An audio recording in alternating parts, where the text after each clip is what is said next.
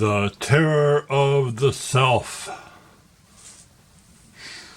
So this board's been hanging around for a while. I might as well try to do it. It's not really a how-to or really even that big of a point. It's just kind of a noodling around here. But it struck me that certain people really can't be alone with themselves.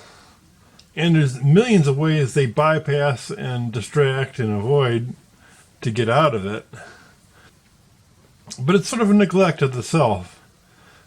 And, I wrote all kinds of things here, and I'm guilty of a lot of these things too, but, compulsions, phobias, paranoid, addictions, being a bully, work, being overly wrapped up in your work to the point where it's counterproductive, kind of. Or a caretaker, same kind of way, you're constantly watching somebody and not really paying attention to yourself. Politics, same kind of thing. Gossip, same kind of thing. You're obsessed with people, other people.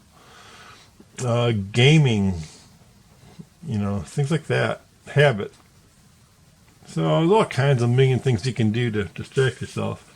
Distraction, avoidance, bypass. Avoidance, bypass. Even people who must always have a mate, and, I don't mean this for someone who's married forever, that's fine, but have you ever seen singles who break up with one person and they immediately have to get involved in another relationship immediately? And it's like one relationship after another. There can't be a big gap between any relationship, or they just kind of don't know what to do with themselves. And of course, meditation, contemplation are kind of the salve to this whole situation, the kind of, way I would seek to cure them.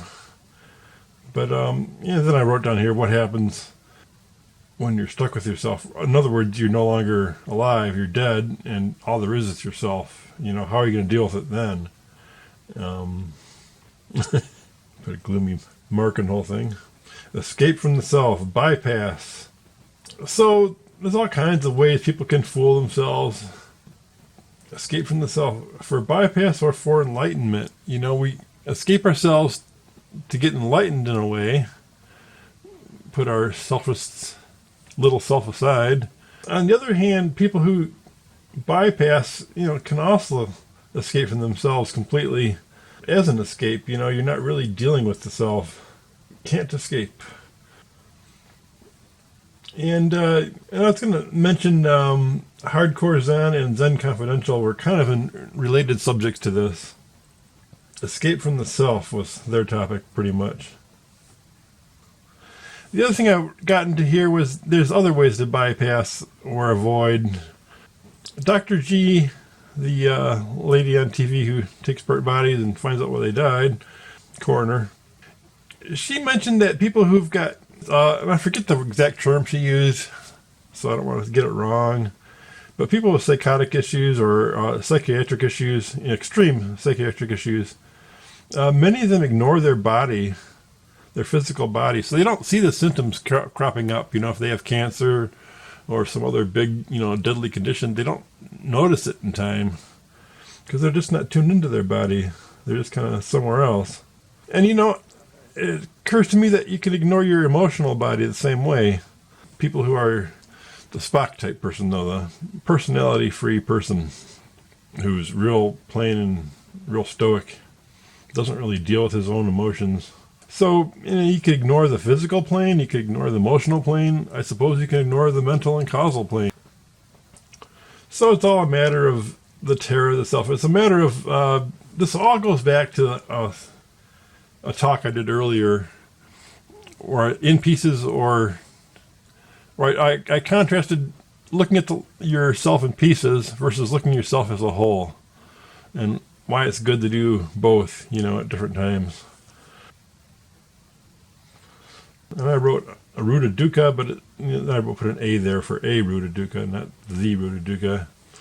But difficulty in being alone with oneself is certainly not going to make you very satisfied with life.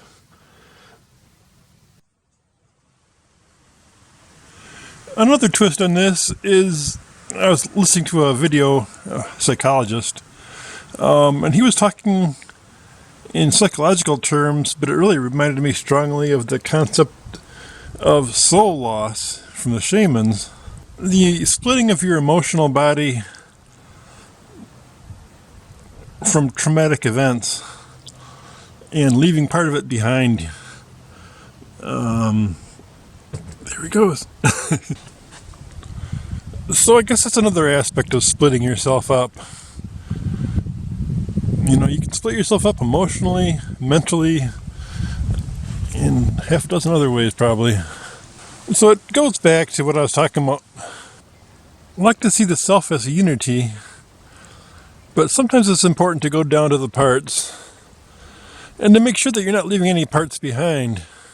You're not ignoring any parts. And that's where I think feedback in all ways is something to contemplate. You really need to know what your parts are doing. You need to not lose track of your parts, not lose connection with your parts.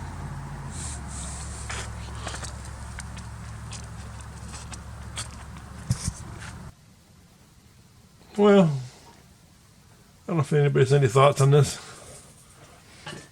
but I just wanted to get it out there.